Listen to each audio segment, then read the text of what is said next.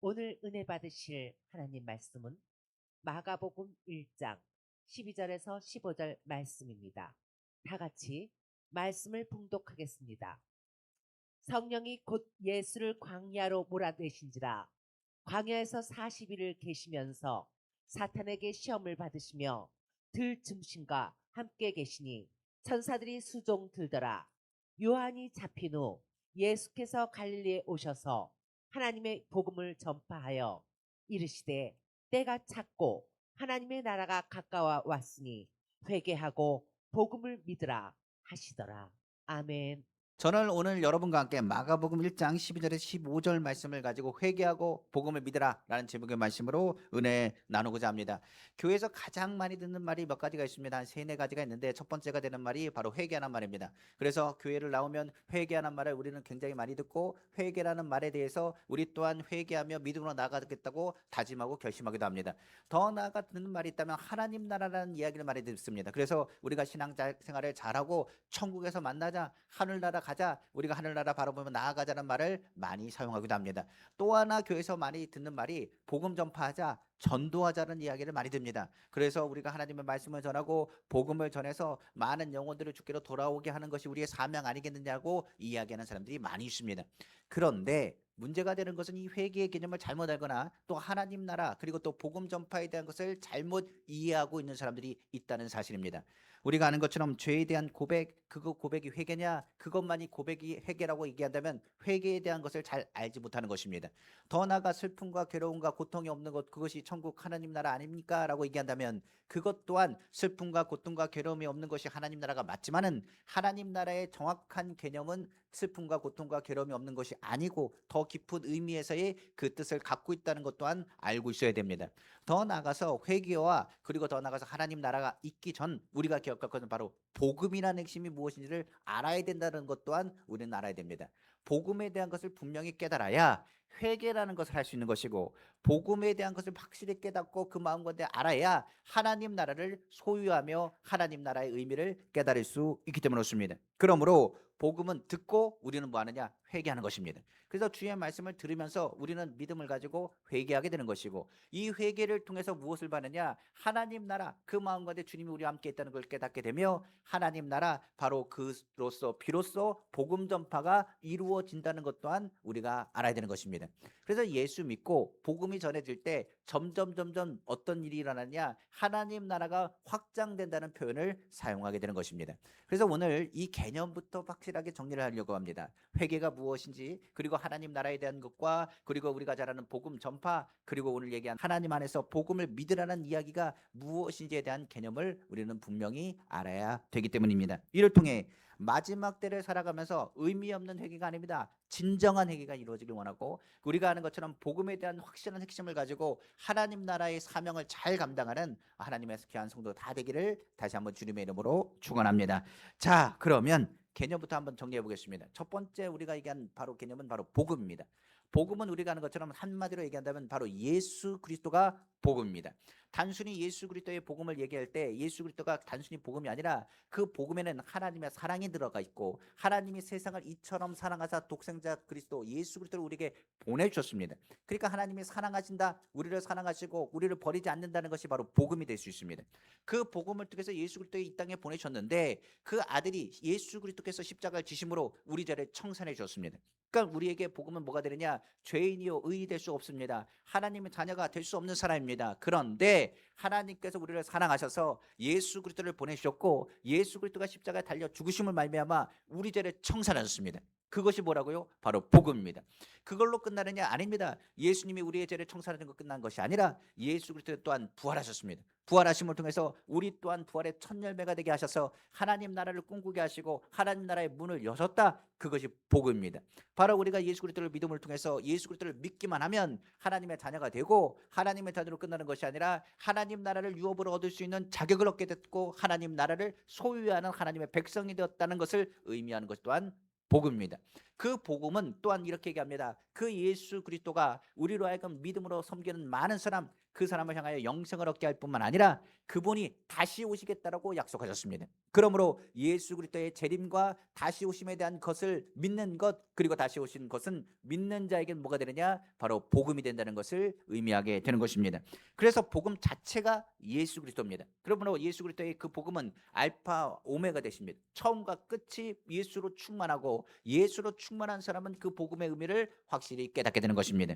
그러므로 우리가 복음이라는 것, 바로 누구든지 예수 그리스도를 믿으라, 그 믿음을 통해서 영생을 얻게 될 것이며 하나님 나라를 소유한다는 것을 우리는 듣게 되는 것입니다. 그러므로 병든 자에게는 치료받는 것이 복음인 것처럼 예수 그리스도를 믿음을 통하여 우리가 하나님의 자녀로서 이제 멸망하지 않고 하나님 나라를 소유하는 백성인 것을 다시 한번 결단하게 되는 것입니다. 바로 그것을 복음이라고 이야기합니다. 그런데 문제는 여기 있습니다.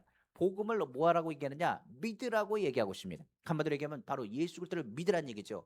바로 복음을 통해서 하나님의 역사가 나타나는데, 문제는 우리는 이미와 아직 가운데 있다는 것입니다. 이미 우리는 예수 그리스도를 믿음으로 구원을 받았습니다. 우리는 누구냐? 하나님 나라를 소유한 사람입니다. 그러나 아직 이 육신을 갖고 있습니다. 그렇기 때문에 이미 우리는 구원을 받았지만은 육신의 장막을 벗어나기 전까지는 아직 하나님 나라가 우리 삶 가운데 완벽하게 이루어지는 건 아니란 얘기입니다. 바로 아직이라는 것 때문에 이 육신의 장막으로 인하여서 하나님 나라는 얻었지만 아직 이 땅 가운데 있기 때문에 사단의 유혹이 있고 죄의 더러짐과 그리고 수치와 조롱과 괴로움이 우리 가운데 이 삶 가운데 있다는 것을 의미하고 있는 것입니다. 그래서 성경에서는 뭘 얘기하느냐? 이 땅에 있는 동안, 그렇기 때문에 우리는 무엇을 해야 되느냐? 회개라는 것을 해야 된다는 것을 강조하고 있습니다. 그러니까 예수 그리스도를 믿음으로 우리는 구원받았지만 아직 이 땅 가운데 있기 때문에 이 땅에서 매일 매 순간마다 성경은 뭐를 얘기하느냐? 이 회개의 이 의미를 담고 있으며 회개에 합당한 열매를 맺을 것을 성경은 강조하고 있는 것입니다. 그럼 여기까지 정리해 보면 복음은 그렇습니다. 바로 예수 그리스도입니다. 예수 그리스도를, 그 복음을 우리는 듣습니다. 그리고 그 은혜를 받습니다. 그리고 나서 은혜를 받으면 모든 사람이 무엇을 깨닫게 되느냐? 내가 주의 은혜로 사는 것과 내가 죄인인 것을 깨닫게 됩니다. 그렇기 때문에 하나님께 감사할 뿐만 아니라 나의 죄의 연약함 가운데 하나님이 나의 건지시는 그 은혜와 함께 회개하면서 내가 죄인인 것을 고백하게 되는 것입니다. 그래서 회개는 무엇을 얘기하느냐? 그냥 고백이 아니라 그 회개를 통하여 하나님의 자녀답게 살려고 하는 변화가 일어나는 것을 회개라고 말할 수 있는 것입니다. 자, 그러면 두 번째로 복음과 함께 회개는 어떤 의미를 담고 있는지를 우리가 생각해 봐야 됩니다. 그럼 두 번째 개념은 회개. 그럼 회개는 도대체 무엇일까요? 라고 우리는 생각해 봐야 됩니다. 우리가 항상 신앙생활에서 제일 많이 듣는 중에 하나가 이제 회개하라고 말합니다. 회개하고 돌아오라고 하는 말을 우리는 굉장히 많이 듣는 것입니다. 신앙인에게 회개는요, 다른 것이 아닙니다. 습관적인 것이 회개가 될 수 없습니다. 뉘우침이 회개가 될 수 없습니다. 후회가 회개가 될 수 없습니다. 한마디로 얘기하면 이런 거죠. 주 하나님, 내가 잘못했습니다. 그걸 계속 반복합니다. 그게 회개입니까? 아니요. 죄에 대한 깨달음은 중요합니다. 죄에 대한 고백도 중요합니다. 그러나 그것을 성경은 회개라고 말하지 않습니다. 회개라는 것, 습관적인 것처럼 고백하는 것이 회개가 아니고 뉘우치고 후회하는 것도 회개가 아닙니다. 우리가 하는 것처럼 10가지 죄가 있는데 한 가지 죄를 청산했습니다. 그건 잘한 일입니다. 그러나 9가지 죄가 남아있다고 한다면 그 사람은 아직도 죄인입니다. 온전한 회개라는 것은 그 모든 삶에 있는 모든 변화를 의미하는 거죠. 그렇기 때문에 회개라는 것이 쉬운 일이 아니라 진짜 회개는 어떻게 하느냐? 우리의 삶 가운데 나타나고 변화와 결단이 필요하다는 것을 의미할 수 있는 것입니다. 그럼 회개의 정확한 의미는 뭐냐? 바로 회개의 정확한 의미는 죄를 깨닫고 죄에 대한 것에 대한 생각하는 것이 회개가 아니라 죄에 대해서 멀어지고 하나님께 더 가까이 가는 것이 회개라고 말합니다. 그러니까 전에도 한번 얘기한 것처럼 회복되는 상황, 아담이 범죄하기 이전의 상태로 돌아가는 것을 회복이라고 말하는데, 바로 회개는 바로 이전의 상태, 아담이 하나님과 가까웠던 그 상태로 돌아가는 것을 회개라고 말할 수 있습니다. 그래서 하나님께 돌아가는 것, 그 돌아가기 위해서 예수 그리스도의 십자가의 은혜를 우리에게 베풀어 주신 것이고, 예수 그리스도의 십자가를 통해 우리는 누구에게로 점점 가까이 가는 것이냐? 하나님께로 더 가까이 나아가게 되는 것입니다. 그래서 회개를 의미를 담을 때는 다른 것이 아니라 하나님 중심으로 돌아서는 것, 하나님께 더 가까이 가는 것을 회개라고 말한 것입니다. 그러니까 죄를 생각하는 것이 회개가 아닙니다. 죄에서 멀어지는 것이 회개입니다. 그리고 죄에 대해서 가까이 되는 것, 나쁘다고 그것을 의미하는 게 회개가 아닙니다. 죄에 대해서 생각하는 것이 아니라 예수 그리스도를 생각하고 아버지께로 돌아가야 된 결단과 함께 아버지께로 돌아가는 것이 바로 회개가 되는 것입니다. 그래서 성경에 예수님께서 회개에 대한 얘기를 잘 하신 말씀이 있습니다. 그 제목이 바로 돌아온 탕자에 대한 비유입니다. 탕자는 아버지의 가산을 다 탕진했습니다. 그 먼 곳에서 모든 걸 탕진하고 나서 돼지 쥐염 열매를 먹으면서 굉장히 괴로워하다가 누굴 생각했느냐? 아버지를 생각하기 시작합니다. 그러고 말하기를 내가 아버지께 범죄했고 잘못했지, 내가 아버지께로 너무 잘못했다라고 생각을 했습니다. 그런데 아버지는 어떤 분이라? 선하신 분이라. 분명 아버지께 돌아가면 아버지께서 나를 받아주실 거야. 그러나 내가 뭘로 돌아갈 수 없다. 아들로는 돌아갈 수 없다. 내가 너무나 큰 죄를 졌기 때문에, 아버지께 너무 많은 상처를 줬기 때문에 아버지께 부탁하여 종으로라도 나 써달라고 해야 되겠다. 그러고 결단합니다. 그리고 결단으로 끝났나요? 아닙니다. 그가 누구에게 돌아가느냐? 아버지께로 돌아가는 장면이 성경에 기록되어 있습니다. 그런데 아버지는 뭘 범죄해서 누굴 바라보냐? 그 탕자가 돌아오기를 바라보고 있었습니다. 그리고 탕자가 돌아오자마자 아버지가 어떻게 하냐? 끌어안습니다. 끌어안고 나서 그에게 가락지를 끼워줍니다. 그리고 신발을 바꿔줍니다. 그리고 뭡니까? 옷을 입혀주고 그를 새롭게 만들어줍니다. 그리고 아들로서의 그 권세를 회복해줍니다. 여기까지 보면 회개가 무엇인지를 잘 이해하지 못할지 모르겠습니다만, 아버지께로 돌아오는 결단이 회개고, 더 나아가서 돌아갔을 때의 그 탕자의 생각과 마음의 자세는 어떻게 되느냐? 완전히 달라져 있습니다. 그러니까 아버지께로 나올 때는 아버지 내 거를 내게 달라고 하고 나간 사람이었습니다. 그러나 이제 아버지께로 돌아올 때는 어떻게 되냐? 정말 내가 아버지께 잘해야겠다, 내가 아버지 뜻대로 살아야겠다는 결단과 함께 다짐이 그 가운데 있다는 사실입니다. 그러니까 탕자는 그냥 탕자가 아닙니다. 회개하고 돌아온 탕자, 바로 그의 삶의 모든 것이 변화되는 것을 의미하게 되는 것입니다. 그래서 성경에서 말할 때 회개는 아까 얘기했습니다. 아버지께로 돌아오는 것입니다. 돌아왔을 때 그냥 돌아오는 것이 아니라 주님의 은혜에 너무나 감사한 거예요. 내가 죄인 중에 괴수인 것을 깨닫습니다. 나의 부족한 것을 깨닫습니다. 내가 주의 은혜로 사는 것을 깨닫습니다. 그래서 이 복음을 듣고 그 은혜를 깨닫는 사람이 비로소 어떻게 되느냐? 아버지께로 가까이 갈 수 있습니다. 그때 돌아갈 때 나는 죄인입니다. 아버지께서 나를 받아주시면, 주님의 은혜로 나를 붙잡아 주시면 내가 주님의 은혜 가운데 살겠습니다, 내가 아버지 뜻대로 살겠습니다라는 고백을 담고 있는 것이 바로 회개라는 의미를 담고 있는 것입니다. 그래서 우리는 기억해야 됩니다. 복음이라는 것 들어야 됩니다. 그리고 예수 그리스도의 십자가의 은혜와 하나님의 그 사랑하심과 죽을 죄인을 살리신 그 은혜를 기억할 때 우리는 회개하며 주님 앞에 돌아오게 되는 것입니다. 그러면 그 사람은 달라져야 되겠죠. 그런데 어떤 분들은 또 이 회개의 개념을 착각하는 사람들이 있습니다. 뭘 얘기하느냐? 나 예수 믿습니다. 그러면 내 죄에 대한 건 이미 예수님께서 다 용서하신 거 아닙니까? 과거의 죄도 주님 용서하셨고, 지금의 죄도 용서하셨고, 앞으로의 죄도 다 용서하신 것 아닙니까? 그러니까 예수 그리스도를 믿으면 구원받고, 예수 그리스도를 믿으면 이미 난 용서받은 것이기 때문에 회개는 뭐만 하면 되느냐? 딱 한 번 진짜 정직하게 진실하게 하면 되는 것 아닙니까? 라고 얘기하는 사람들도 있습니다. 그런데 제가 이야기 드렸습니다. 아직 뭐라고요? 이 땅에 있습니다. 사단은 끊임없이 믿는 자라고 할지라도 요동시키려고 합니다. 죄라는 부분은 뭘 얘기하느냐? 하나님과 멀어지는 것을 의미한다고 얘기했습니다. 사단은 하나님과 멀어지게 하려고 어떤 방법을 사용하든지 간에 사람을 미혹하고 흔들어 놓습니다. 그렇기 때문에 성경은 말합니다. 회개가 왜 필요하냐? 회개가 잘못했습니다가 아니라 하나님께 가까이 가는 거라고 얘기했습니다. 우리가 기억한 것처럼 회개는 두 가지로 나눠집니다. 첫 번째는 예수님을 만났을 때 회개입니다. 주 하나님, 내가 예수님을 몰랐습니다. 사도 바울이 어디서 다메섹에서 예수님을 만났을 때 회개입니다. 우리가 예수 그리스도를 믿으면 구원을 받습니다. 그런데 문제는 두 번째 회개가 우리 삶 가운데 있다는 것입니다. 두 번째 회개를 이렇게 얘기합니다. 우리가 예수를 믿고 나면 누가 역사하시느냐? 성령이 역사하십니다. 그 성령이 그 마음 가운데 무엇을 작동시키느냐? 양심이라는 것을 작동시킵니다. 그래서 어떻게 하느냐? 예전에는 죄라고 생각한 게 아니었습니다. 그런데 이제 그것이 죄라는 것을 깨닫습니다. 뭘 얘기하느냐? 내가 하나님 아버지, 내가 그전에는 그걸 몰랐습니다. 하나님 용서해 주십시오. 과거에 있었던 모든 것도 주님의 은혜와 성령 받고 나서는 어떻게 되냐? 믿음의 고백하는 사람이 동일하게 고백합니다. 내가 뒤돌아보니까 내 인생의 모든 길이 못밖에 없더라. 죄밖에 없더라. 사도 바울이 고백한 것처럼 나는 죄인 중에 괴수입니다. 내가 정말 잘 산 줄 알았습니다. 정직하게 산 줄 알았습니다. 내가 바르게 산 줄 알았습니다. 근데 성령이 내 양심을 찌르고 이야기합니다. 네가 예수 그리스도 안에서 구원을 받고 그리스도 안에서 거하고 있지만은 죄를 청산하기 위해서는 너의 삶 가운데 있는 죄악에 대한 것을 늘 고백하고 씻을 것을 성경은 기록하고 있는 것입니다. 그러니까 한마디로 얘기하면 성령이 우리 양심을 속에서 뭘 가리키느냐? 회개하여 나아가기를 가리키고 있는 것입니다. 왜 그럴까요? 우리가 아는 것처럼 예수 그리스도를 믿으면 구원을 받습니다. 그런데 중요한 것은 하나님의 뜻대로 살아야 온전한 하나님의 영광을 돌릴 수가 있습니다. 제가 이야기하는 것은 그렇습니다. 두 번째 회개라는 것은 성령께서 예수 그리스도를 믿는 자를 향해서 성령을 부어주시고 성령을 통해서 우리의 양심 가운데 작용하게 하시사 우리의 모습을 누구를 닮게 하시느냐? 예수 그리스도의 성품을 닮아가게 하는 것입니다. 그래서 성령의 열매를 우리의 삶 가운데 맺도록 이루어지도록 인도하시는 것입니다. 그러니까 성령이 개입하신 그 순간부터는 회개가 단번에 이루어진 것이 아니라 일생을 통하여 계속적으로 이루어져야 된다는 것을 성경은 기록하고 있는 것입니다.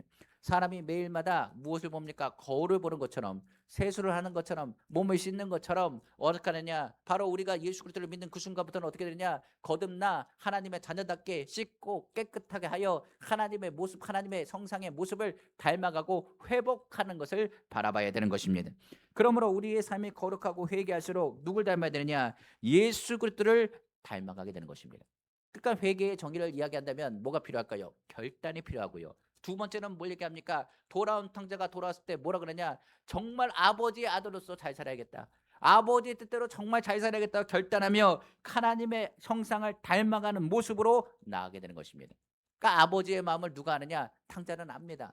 그리고 탕자는 어떤 모습을 갖게 되느냐? 자기도 자녀를 낳아보면 어떻게 될까요? 아버지의 마음을 알기 때문에 자녀가 잘못한다 할지라도 돌아오면 끌어안아주고 회복해 줄 것입니다. 그러니까 우리가 하는 것처럼 회개는 단순히 회개가 아닙니다. 우리가 결단과 우리의 일생을 통하여 성령의 음성을 듣고 누굴 닮아가는 것, 바로 예수 그리스도를 닮아가는 것, 그것을 바로 회개의 발걸음이라고 이야기하게 되는 것입니다. 자, 그러면 우리가 복음에 대한 것도 들었습니다. 복음은 예수 그리스도요. 회개는 누구에게로? 하나님 중심으로 살겠습니다. 하나님께 더 가까이 가는 것입니다. 그러면 복음 전파는 무엇이 되겠습니까? 복음 전파는 다른 것을 얘기하지 않습니다. 우리가 온전히 복음 전파된다는 것은 회개받은 사람이 하나님 나라를 체험하고 그리고 더 나아가서 회개한 사람이 무엇을 하나님의 은혜를 알아? 예수 그리스도의 형상을 닮아갈 때 그때 비로소 복음 전파가 이루어지게 되는 것입니다. 그럼 복음 전파는 뭡니까? 말 그대로 내가 누구라는 것, 하나님의 백성이라고 증거하는 게 복음 전파입니다. 내가 하나님 자녀입니다. 하나님의 자녀라는 걸 선포하는 게 복음 전파라고 이야기할 수가 있습니다. 한마디로 얘기하면 자신이 변하고 예수님을 닮아갈 때 복음은 전해지는 것입니다. 이런 얘기 많이 듣지 않습니까? 당신을 보니까 주님이 살아계신 것 같다고. 당신의 모습 속에 하나님의 역사가 나타난다고. 무슨 얘기일까요? 내가 변하면 어떡합니까? 하나님의 살아계심이 증거되는 겁니다. 그것을 복음 전파라고 합니다. 우리가 예수 믿으세요 해서 복음 전파라고 생각합니까? 우리가 전도할 때 예수 믿으세요라고 이야기해도 다른 사람 얘기합니다. 예수쟁이들 말만 잘해 라고 얘기한다면 그건 복음 전파가 아닙니다. 복음 전파는 우리의 모습이 바뀌어서 놀라운 하나님의 은혜를 많은 이들이 체험할 수 있도록 통로를 열어주는 것을 이야기합니다. 예를 들어서 내가 알코올 중독자였습니다. 내가 도박에 중독된 사람이었습니다. 그런데 예수를 믿었습니다. 예수 믿고 나서 완전히 180도 달라졌습니다. 이 사람이 폭행도 하고 나쁜 사람이고 거짓말도 잘하는 사람인데 예수 믿고 나서 그 사람이 변화됐습니다. 그럼 많은 사람들이 얘기할 겁니다. 어떻게 저 사람이 저렇게 변했냐고. 그때 얘기할 때 저 사람 교회 나가잖아. 저 사람 예수 믿잖아. 그러면 다른 사람이 얘기하지 않아도 뭐가 되느냐? 복음 전파가 되는 것입니다. 그것을 바로 변화라고 이야기하는 것입니다. 성경의 대표적인 예가 바로 삭개오가 있습니다. 삭개오가 어떻게 하냐? 예수님을 만났습니다. 예수님을 만나고 나서 그냥 단순히 예수님을 만나고 끝났나요? 아닙니다. 예수님을 모셔드리면서 이야기합니다. 뭐라 그러냐? 예수님, 제가 예전에는 그러지 못했지만 이제 가난한 사람들을 돌보겠습니다. 예수님, 나이가 어려운 사람을 돌보겠습니다. 이야기하면서 자신의 것에 대한 것을 내려놓음과 동시에 어려운 사람을 돕고자 하는 다짐과 결단을 예수님께 묻습니다. 예수님이 그런 말씀 하신 게 아닙니다. 그런데 마음에 우러나서 주님의 마음을 가지고 삭개오가 예수님께 말씀한 것입니다. 예수님께 그 집에 돌아가시면서 뭐라느냐? 이 집에 아브라함의 복이 임했다. 너도 아브라함의 자손이라고 하면서 가장 큰 축복을 누구의 집안에? 삭개오의 집안에 해주셨습니다. 그리고 나서 더 이상 이야기가 나오지 않습니다. 그런데 우리가 확실히 하는 것이 있습니다. 뭘 알까요? 그 동네에 삭개오는 분명히 변화됐을 것입니다. 삭개오가 가난한 사람을 도와줄 것입니다. 어려운 사람을 도와주었을 것입니다. 세리였던 그가 완전히 변화된 삶을 살았을 것입니다. 그럼 많은 사람들이 얘기할 겁니다. 삭개오가 왜 저렇게 180도 바뀌었냐고. 그럼 사람들이 얘기할 겁니다. 그때 누가? 예수님이 거였잖아. 예수님을 만난 이후로 삭개오가 이렇게 변했어 라고 얘기한다면 복음 전파가 뭐라고요? 바로 그것이 복음 전파가 되는 것입니다. 그러니까 진짜 회개한 사람이 복음 전파할 때 이 복음의 역사가 나타나게 되는 것인데, 이 복음의 역사가 나타나려면 뭐 어떻게 된다고요? 변화가 없이는 불가능하다는 얘기입니다. 내가 변하지 않는데 어떻게 복음이 전해야 됩니까? 내가 달라지지 않는데 예수님이 살아계신 것을 세상이 어떻게 알며 증명할 수 있겠습니까?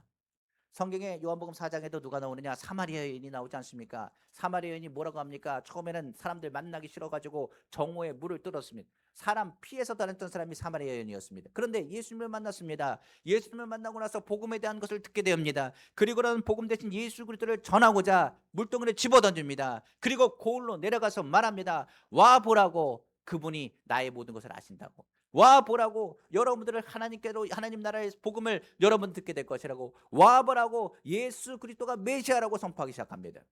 사람들은 의아해합니다. 그런데 그 여인의 모습이 완전히 달라져 있습니다. 도대체 그 여인이, 사람을 숨어다니는 그 여인이 어떻게 이렇게 담대하게 와서 이런 말을 전하느냐 이야기하기 시작합니다. 사람들은 그 모습을 듣기 시작하고 예수님을 만난다는 그 이야기, 예수님을 만나게 됩니다. 그분이 도대체 누구이길래, 그리고 예수님을 만났을 때 그 여인에게 말합니다. 내가 너를 통해서 예수님을 만났다. 그러나 이제 내가 없어도 예수님이 누구라는 걸 우리가 믿노라라고 그들은 고백합니다. 그러니까 여기서 복음 전파는 뭐라고요? 사마리아인이 그런 모습으로 변화됐을 때 복음은 자연스럽게 전해지게 되는 것입니다. 성경에 또 어떤 일을 합니까? 요한복음 11장에 보면 나사로라는 사건이 나옵니다. 나사로가 죽었다가 살아났습니다. 그랬더니 많은 유대인들이 말합니다. 이 사람은 하나님이 보낸 사람이 맞다라고 이야기하기 시작합니다. 나사로가 예수 믿으세요 복음 전하지 않았습니다. 성경에 보니까 사람들이 시기하고 질투하여 예수님을 죽이고자 하나 나사로가 살아 움직이는 걸 통해서 두려워했다고 말합니다. 말하기를 나사로가 움직이는 것 그 자체만으로도 뭐가 되냐? 예수님의 복음이 전해지기 시작합니다. 그러니까 성경에서 말한 것처럼 나사로는 예수 믿으라는 얘기한 게 아닙니다. 그냥 걸어만 다닙니다. 죽었던 사람이 살아납니다. 그러면 사람들이 소곤소곤 되기 시작합니다. 도대체 저 사람이 어떻게 살아났냐? 예수란 분이 오셨는데 그분이 나오라 하더니 무덤에서 나오더라. 아니, 죽은 자가 살아나는 것 하나님이 보낸 사람 아닌가? 하나님이 보낸 선지자가 아닌가? 메시아가 아닌가? 그들이 수군수군하여 예수 그리스도의 복음, 예수 그리스도의 메시지를 듣고 믿기 시작했다라고 성경은 기록하고 있는 것입니다. 성경에는 이런 부분을 바울은 잘 설명하고 있습니다. 바울은 우리의 전의 모습을 이렇게 설명합니다. 에베소서 2장 1절에서 3절 말씀입니다. 그는 허물과 죄로 죽었던 너희를 살리셨도다. 그때 너희는 그 가운데서 행하여 이 세상 풍조를 따르고 공중의 권세 잡은 자를 따랐으니 곧 지금 불순종의 아들들 가운데서 역사하는 영이라. 전에는 우리도 다 그 가운데서 우리 육체의 욕심을 따라 지내며 육체와 마음이 원하는 것을 하여 다는 이들과 같이 본질상 진노의 자녀였더니. 그 이전에는 뭐라고요? 본질상 진노의 자녀였습니다. 육체의 욕심에 따라 사는 사람이었습니다. 어떤 사람이야? 자기 마음대로 살았던 사람이었습니다. 그전에는 자기 마음대로, 자기 누리며 자기 욕심에 따라 지내며 마음에 원하는 대로 했던 사람이 탕자였던, 바로 아버지께 돌아왔던 탕자의 모습이었습니다. 그런데 성령을 받고 나서 자신의 죄에 대한 부분을 청산하고 그의 모습은 달라지기 시작했습니다. 세상을 보더라도 세상과 완전히 구별된 모습, 이를 통하여 하나님을 증거한 것이 누구냐? 바로 사도 바울입니다. 사도 바울이 성령으로 충만하여 고백한 것이 바로 로마서 12장 2절의 외침입니다. 한번 말씀 보겠습니다. 너희는 이 세대를 본받지 말고 오직 마음을 새롭게 함으로 변화를 받아 하나님의 선하시고 기뻐하시고 온전하신 뜻이 무엇인지 분별하도록 하라. 성경은 말하고 있는 것입니다. 복음 전파는 뭐라고요? 하나님을 나타내는 것입니다. 하나님의 뜻이 무엇인지를 선포하는 것이 바로 복음 증거입니다. 그러려면 내가 어떻게 살아야 된다고요? 하나님의 뜻대로 살아야 되지 않겠습니까? 내가 주의 뜻대로 살지 않으면서 복음 전파를 백날 해도 복음이 전파되겠습니까? 예수 복음을 전한다고 하면 예수 그리스도의 형상, 예수 그리스도의 성품을 닮아가야 많은 이들이 주께로 돌아올 것 아니겠습니까? 내가 변화되지 않고서는 복음이 이루어질 수가 없습니다. 복음 전파는 나부터 변화되어야 됩니다. 그래서 예수님께서 뭘 받으라고 기억했느냐? 예루살렘을 떠나지 말고 약속하신 성령을 받으라고 성경은 말하고 있는 것입니다. 그래서 우리가 복음을 전파하는 사람은, 부정적인 사람은 복음 전파하면 안 됩니다. 긍정적인 사람이 되어야 됩니다. 복음 전파하는 사람은 예수 그리스도에 대한 확실한 믿음을 가져야 됩니다. 복음 전파는 하나님의 은혜와 하나님의 뜻대로 순종하고 믿음으로 나아가는 사람이 되어야 됩니다. 복음 전파자는 누굴 체험해야 되느냐? 주님을 체험하는 사람이 복음 전파해야 됩니다. 어떻게 복음 전파할까요? 주님, 내가 병든 자였습니다. 하나님이 나를 치료하셨습니다. 복음 전파는 바로 자신만의 주님과의 만남을 통한 간증이 반드시 있어야 됩니다. 하나님 아버지, 주님이 나를 만져주셨습니다. 나를 치료하셨습니다. 내가 예전에는 죄악 중에 있었습니다. 그러나 나의 죄악을 주님이 청산하셨습니다. 내가 예전에는 국률한 마음이 없었습니다. 그러나 예수님을 만나고 나서 국률한 마음을 갖게 하셨습니다. 주님이 나를 치료하셨으며 나의 사업장에 복을 주셨습니다. 하나님, 내가 주님의 자녀와 주님의 백성답게 살려고 몸부림치며 우리의 모습이 어떻게 되느냐? 주님의 정상과 성령의 열매를 맺어가는 것을 통하여 그들을 통한 하나님의 복음의 전파가 이루어지게 되는 것입니다. 그래서 이 모든 것은 감정과 상관이 없습니다. 상황과 상관이 없습니다. 내가 주님께 받은 그 은혜를 나눌 수 있는 체험이 우리 가운데 있어야 비로소 복음이 전파되는 것입니다. 그래서 우리는 이런 말을 들어야 됩니다. 당신을 보니까 누굴 본다고요? 예수님을 봅니다. 당신을 보니까 누굴 닮았다고요? 하나님의 형상을 닮았습니다. 당신을 보니까 정말 하나님이 살아계신 것 같습니다. 나는 부족하고 연약한데 하나님이 그 가운데 당신의 모습을 보면 똑같은 상황에도 당신의 고백하는 그 목소리를 통해서 우리는 깨닫습니다. 예수님이 십자가 달리셨습니다. 많이들이 예수님을 모욕하고 욕합니다. 손가락질합니다. 그런데 예수님 뭐라고 하셨습니까? 저들의 죄를 알지 못합니다. 저들의 죄를 용서하실 주옵소서. 그랬더니 어떤 사람이 이렇게 얘기합니다. 저 사람의 말을 들으라. 너희들은 그 사람을 욕하는데 저 사람은 진정 하나님의 아들이다. 저 사람은 정말 하나님의 사람이다. 저 사람은 뭐하더라? 너희들을 원망하고 불평한 것이 아니라 너희를 위해서 기도하고 있더라. 우리가 기억하십시오. 하나님 믿는 사람, 복음 전파는 뭐라고요? 나를 괴롭히는 사람을 해서 오히려 기도해 줍니다. 예수님은 말합니다. 오른뺨을 떼면 왼뺨까지 떼라는 얘기는 다른 게 아닙니다. 오른뺨을 떼면 오른뺨을 때리는 것이 세상적인 원리입니다. 눈에는 눈, 이에는 이라고 했습니다. 그런데 예수님은 뭐라고요? 또 다른 왼쪽 뺨을 대라는 겁니다. 뭐라고요? 이것은 왼쪽 뺨을 맞으라는 얘기가 아닙니다. 세상과 달라야 되지 않겠느냐라고 우리에게 설명하고 있는 것입니다. 세상과 똑같아서는 결과적으로 복음 전파가 되지 않습니다. 예수 믿는 사람은 달라도 달라야 된다. 누굴 닮아야 된다? 예수 그리스도의 성품을 닮아서 살리는 일들을 감당해야 되지 않겠느냐라고 말하고 있는 것입니다. 그래서 교회는 선한 일을 많이 합니다. 어떤 일 하느냐? 굶주린 자를 많이 돕습니다. 개척교회뿐만 아니라 우리가 하는 것은 선교지마다 그 사람들을 건지고 그 사람들이 공부할수록 돕는 것이 어디서 돕느냐? 한국 교회들은 굉장히 좋은 일과 선한 일을 많이 하게 되었습니다. 우리가 선한 일을 안 할 수가 없습니다. 왜 그러냐면 복음 전파와 함께 예수 그리스도의 복음은 하나님의 선하심 속에서 나타나기 때문인 것입니다. 그래서 회개와 복음 전파 분리될 수 있을까요? 분리 안 됩니다. 회개하는 자, 진짜 회개하는 사람은 뭐 할까요? 그가 변화돼서 복음은 자연스럽게 전파되는 것입니다.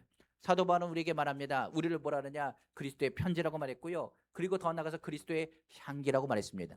우리의 모습 속에서 뭐 하느냐? 자연스럽게 그리스도의 향기와 그리스도의 편지로서 하나님의 메시지가 전파된다는 사실을 기억하시기를 주님의 이름으로 축원합니다. 자, 그러면 복음 전파는 또한 무엇을 얘기할까요?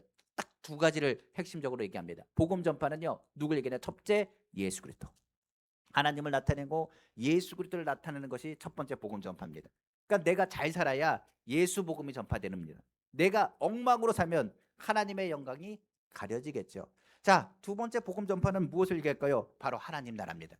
내가 하나님 나라 예수 그리스도를 마음에 모셨습니다. 그런데 내가 인상을 쓰고 삽니다. 화를 내고 납니다. 그리고 남을 거짓말합니까? 분노하고 삽니다. 아파합니다. 그럼 뭐가 임하지 않은 거예요? 하나님 나라가 임한 게 아닙니다. 회개하십시오. 천국이 가깝습니다. 선포하는 사람이 천국에 대한 것을 누리지도 못하고 그 삶을 산다고 한다면 어찌 하나님 나라 천국에 대한 메시지를 전할 수 있겠습니까? 하나님을 찬양하는 사람이 인상 쓰고 하나님을 찬양한다고 보십시오. 그러면 누가 그 찬양이 은혜가 된다고 보겠습니까?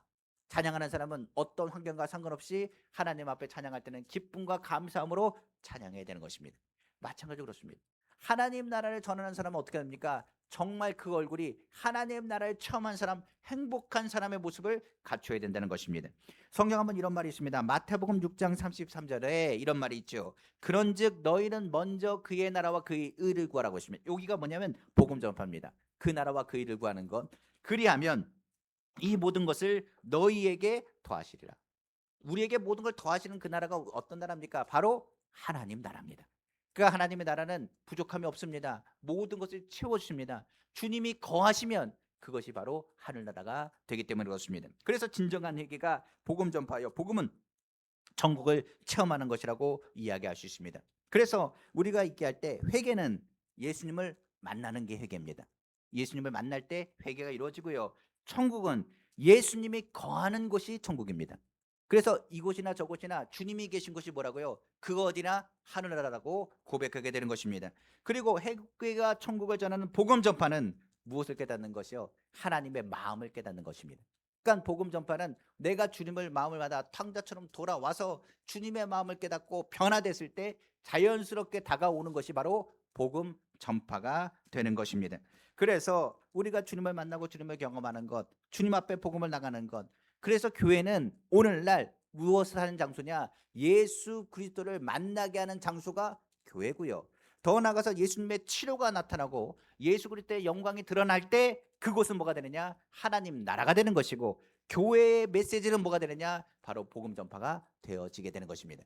그래서 우리가 신앙생활하면서 우리가 기억하십시오. 교회는 누가 올까요? 그렇기 때문에 의인이 오는 게 아니라 죄인이 옵니다. 아픈 사람들이 교회에 옵니다. 힘든 사람들이 교회에 옵니다. 상처 있는 사람이 교회에 옵니다. 교회에 와서 예수님을 만나면 치료받습니다. 치료받으면 나가서는 뭐 하느냐? 예수 그리스도의 복음이 전해지는 것이 바로 교회의 사명이 되어야 된다는 얘기입니다. 그래서 우리가 주님을 믿습니다. 그리고 주님 앞에 나올 때 많은 부흥사들이 이런 얘기합니다. 교회를 뭐로 표현하냐? 빨래방이라고 표현합니다. 그리고 또 어떤 사람은 얘기를 목욕탕이라고 표현합니다. 왜 그러냐? 들어가기 전에 지점을 합니다. 근데 교회에 와서는 뭐 합니까? 씻습니다. 깨끗해집니다. 그리고 나가서는 뭐 하느냐? 아, 여기 좋다라고 선포합니다. 누굴 선포하느냐? 예수 그리스도의 만남을 선포하는 것이 교회가 된다는 것입니다. 그러므로 교회는 문제가 있을 때가 있고 시끄러울 때가 있습니다. 어려울 때가 있습니다. 그러나 우리는 교회 안에서 신앙 안에서 예수 그리스도를 만나고 용서받는 의인이 되어서 하나님을 바라보게 되는 것입니다. 그럼 한번 정리해 보겠습니다. 회개는 뭐가 될까요? 이것은 결과적으로 하나님이 요구하는 겁니다. 우리가 뭐 하길 원하느냐? 회개하길 원합니다. 씻길 원합니다. 천국은 뭘까요? 하나님이 이루시길 원하는 하나님의 소망입니다.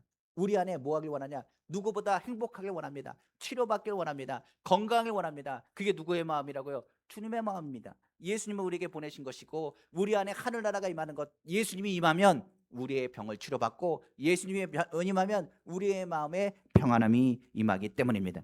더 나아가서 이를 예수 그리스도의 복음으로 뭐 전하는 것, 예수 그리스도의 향기와 예수 그리스도의 은혜를 나누는 것, 그것이 뭐가 된다고요? 복음 전파가 되어지게 되는 것입니다. 그러므로 우리 주님께서는 우리가 복음 안에서 하나님의 사명 감당하는 하나님의 자녀가 되기를 누구보다도 원하시는 것입니다. 자, 그러면 마지막으로 이 복음 전파하는 사람, 그러면 우리는 어떻게 살아야 될까요? 이것이 중요합니다. 성경은 말하죠. 복음을 뭐라고요? 믿으라고 말했습니다. 그러니까 믿음 없는 자가 되지 말고 믿는 자가 되라고 말하고 있습니다. 늘 우리는 얘기해야 됩니다. 예수 그리스도가 우리 안에 있다는 걸 기억해야 됩니다. 늘 우리는 기억해야 됩니다. 예수 그리스도의 십자가를 바라봐야 됩니다. 왜 그러냐면요, 이렇습니다. 사람이 회개하다가요 낙심하고 절망할 일이 많습니다. 왜 그러냐면 결단하거든요. 저도 결단합니다. 그런데 죄의 굴레에서 벗어나는 게 쉬운가요? 쉽지 않습니다. 또 죄를 짓습니다. 그러면 또 낭망합니다. 또 회개합니다. 또 죄를 짓습니다. 낭망합니다. 회개합니다. 근데 사단은 교묘하게 이것을 이용합니다. 뭐라고 하느냐? 너는 안 된다고. 그리고 너는 계속 회개하고 하나님 붙잡아주고 회개하고 붙잡아주고 하나님께 미안하지 않냐고. 너 같은 사람은 한번 돌려보라고 낙심하고 절망하게 만듭니다. 그래서 우리에게 뭐가 필요하다고요? 예수 그리스도의 십자가의 은혜가 필요한 것입니다. 주님, 아무리 해도 이 본성 때문에 죄인이라 죄를 질 수밖에 없습니다. 이 땅에 있는 동안에 내가 이것을 끊고 싶은데 끊을 수가 없습니다. 주님, 나를 도와주옵소서. 복음을 믿으라는 것은 내가 일한다는 것이 아니라 예수 그리스도의 일한다는 것을 선포하고 바라보는 것입니다. 우리의 죄의 고리를 끊고 본성을 거스리게 하는 것이 누가 있다고요? 예수 그리스도의 십자가의 능력이 있기 때문입니다. 그래서 첫 번째로 우리가 기억할 것이 있습니다. 복음 전파자는 기억하십시오. 내 의가 아닙니다. 주 예수 그리스도의 십자가의 은혜로 우리가 구원을 받았습니다. 항상 이 복음을 믿으라는 것은 나의 연약함을 치료하시고 나의 죄의 모든 것을 덮으시기로 충만하고 그 모든 것의 허물을 덮고도 남는 것이 예수 그리스도의 보혈의 능력이라는 사실입니다. 그래서 우리는 기억합니다. 주님, 난 연약하고 부족합니다. 그러나 예수 그리스도의 십자가 보혈을 의지합니다. 주 하나님, 내 죄가 주홍같이 붉을지라도 양털같이 희게 하심 믿습니다. 저는 십자가 그 은혜를 믿습니다. 그 내가 범죄하였지만 내가 용서받은 의인이요 하나님께 돌아가는 것은 성령께서 나의 마음 가운데 주장하시고 나로 하여금 새롭게 하심을 믿기 때문입니다. 그러니까 우리의 연약함을 주님은 아십니다. 그래서 예수님이 오신 겁니다. 만약 우리가 결단하고 우리 스스로가 변화될 수 있다고 한다면 예수님이 오실 필요가 없습니다. 예수님이 오신 것은 우리의 모든 죄와 허물을 우리가 해결하지 못하는 것을 하나님께서 아시기 때문에 예수님께서 이 땅에 오신 것입니다. 그러니까 복음을 믿어야 됩니다. 예수님을 믿어야 됩니다. 나는 내 자신을 믿을 수 없습니다. 내가 나를 사랑하느냐 물었더니 베드로가 말합니다. 주님, 나 자신을 믿을 수가 없습니다. 내가 주님 사랑하는 거 누가 아십니다? 주님이 아십니다라고 고백하게 되는 것입니다. 두 번째는 회개와 자유함을 우리는 뭐 해야 되느냐? 체험하셔야 됩니다. 신앙에서 복음 전파자가 해야 될 것은 옛날에 체험한 주님이 아니라 지금 주님을 체험하셔야 됩니다. 매 순간마다 주님을 체험하고 고백하셔야 됩니다. 우리 마음 가운데 정죄하는 일이 있고 어려움이 있다 할지라도 기도하고 우리가 주님 앞에 나아가는 것은 그 순간순간마다 무엇을 체험하기 위해서? 예수 그리스도를 체험하기 위함입니다. 왜냐하면 성령은 우리 가운데 말하거든요. 누구도 너 정죄할 수 없다고. 너는 누구보다 자유함을 얻었다라고 하는 그 메시지를 우리의 마음 가운데 성령께서 끊임없이 선포하신다는 사실입니다. 한번 성경 보겠습니다. 로마서 8장 우리 1절에서 2절입니다.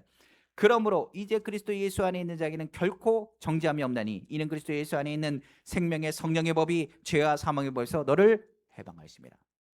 체험한다는 건 뭘까요? 다른 게 아닙니다. 여기서 핵심 단어가 예수 안에서란 단어입니다. 예수 안에서. 내가 예수 안에 있다는 것, 그것이 굉장히 중요한 메시지가 된다는 사실입니다. 그래서 로마서 말씀 속에서 예수 안에서 정죄함이 없다, 예수 안에 있다는 것을 우리를 통해서 십자가 은혜로 회복하고 주님을 바라볼 것을 성경은 거듭 강조하고 있는 것입니다. 자, 그럼 말씀을 마치겠습니다. 누구의 이야기를 통해서 메시지를 마무리하길 원하냐? 바로 요나의 이야기를 통해서 한번 마무리하길 원합니다. 우리가 아는 요나라는 사람이 있습니다. 그 사람은 하나님을 섬기는 종입니다. 하나님께서 말씀하셨습니다. 너는 어디로 가라고요? 니느웨로 가서 그 니느웨 멸망에 대한 것을 전하라고 말했습니다. 요나는 순간 그 말이 무슨 말인 줄 알았습니다. 하나님은 노하기를 더디하신 분이라 하나님께서 니느웨에 기회를 주시려고 하는구나. 그들이 회개하고 돌아오면 어떡하지라는 생각을 했습니다. 왜냐하면 니느웨는 멸망받기를 원했습니다. 누가요? 이스라엘 민족이 괴롭혔던 나라가 바로 아수르 니느웨에 있었기 때문입니다. 그렇기 때문에 요나의 입장에서는 니느웨가 멸망하길 원하는데 주님은 뭐하냐? 그들을 건지시길 원하셨습니다. 그러니까 한마디로 말해서 요나가 니느웨에 전하는 메시지는 심판의 메시지 이전에 회개하여 주께 돌아가는 천국의 메시지와 복음의 메시지입니다. 그들이 그 메시지를 들으면 그들은 회개할 겁니다. 그러니까 요나가 어떻게 하느냐? 그 말 듣고 나서 화가 났습니다. 그래서 뭐 하느냐? 하나님, 난 그렇게 할 수가 없습니다. 그리고 나서 니느웨로 가는 배를 타지 않고 다시스로 배는 배를 타고 다른 데로 가기 시작했습니다.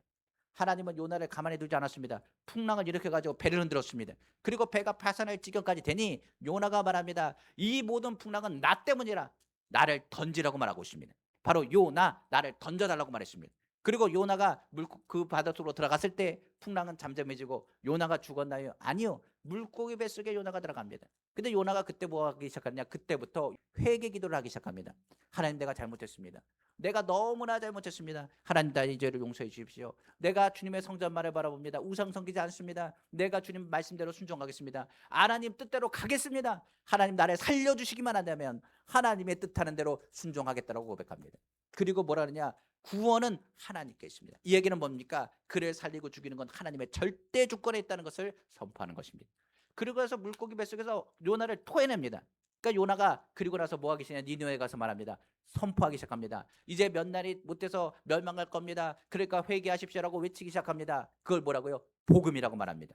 그런데요, 그 복음을 들었던 뭡니까? 니느웨 사람의 변화가 일어나기 시작합니다. 어떻게 됐냐? 왕으로서부터 시작해서 가축대 이르기까지 모두가 베옷을 입고 회개하여 기도하기 시작합니다. 그리고 하나님께서 어떻게 하시느냐? 요나의 그 외침과 함께 니느웨를 멸망하시는 계획을 수정하셔서 그들을 멸망치 않게 합니다. 자, 여기까지 한번 보겠습니다. 요나가 뭐 했다고요? 그 물고기 뱃속에서 회개했습니다. 결단했습니다. 그리고 뭐 합니까? 복음 전파했습니다. 예를 들어서 물고기 뱃속에 요나가 들어갔다 나오지 않았으면 아마 니느웨는 변하지 않았을지도 모르겠습니다. 왜 그러냐면 요나가 분명히 니느웨에서 복음을 전할 때 이렇게 전했을 거 아닙니까? 이스라엘 백성으로서 니느웨, 너희를 멸망할 것이다. 너희 멸망할 것도 싸다 라고 얘기할지도 모르겠습니다. 아마 니느웨 사람들 입장에서도 이스라엘 사람이 와가지고 외치는 소리가 어떤 역할을 감당할 수 있겠습니까? 그런데요, 요나가 뭐라고요? 물고기 뱃속에서 나왔습니다. 물고기 뱃속에서 나왔는데 물고기 뱃속에서 나오면 사람이 어떻게 살아 움직입니까? 사람들은 수군대기 시작합니다. 저 사람이 물고기 뱃속에서 나왔다고. 저 사람을 뭐라고? 죽어야 되는데 살아서 움직인다고. 그리고 사람이 외치는 메시지더라고. 니네가 멸망한다고. 요나가 성령으로 충만해서 변화돼 가지고 복음을 전하니까 그냥 지나가만 봐도 그 사람이 하는 메시지가 뭐가 되느냐? 강력한 능력으로 나타납니다. 복음 전파는 거기에 있습니다. 만약 물고기 뱃속에 나오지 않았으면 이니에는 멸망했을지도 모르겠습니다. 복음을 받아들일 리가 없습니다. 복음 전파에 능력이 나타나지 않았으니까요. 그런데 물고기 뱃속에서 들어갔다 나오니까 그의 모습은 뭡니까? 복음 전파가 자연스럽게 되는 것입니다. 복음 전파는 우리의 모습과 우리의 마음과 생각을 변화시켜서 복음의 능력이 나타나게 합니다. 그러므로 우리는 기억하시길 원합니다. 복음으로 살길 원하고 주님의 은혜 가운데 살길 원합니다. 마지막 때를 살아갑니다. 우리의 모습이 누굴 만나고 예수 그리스도를 만나고 우리의 모습 속에서 무엇이 전해지기를 복음이 전해지는 주의 귀한 통로 되기를 다시 한번 주님의 이름으로 축원합니다. 기도하겠습니다.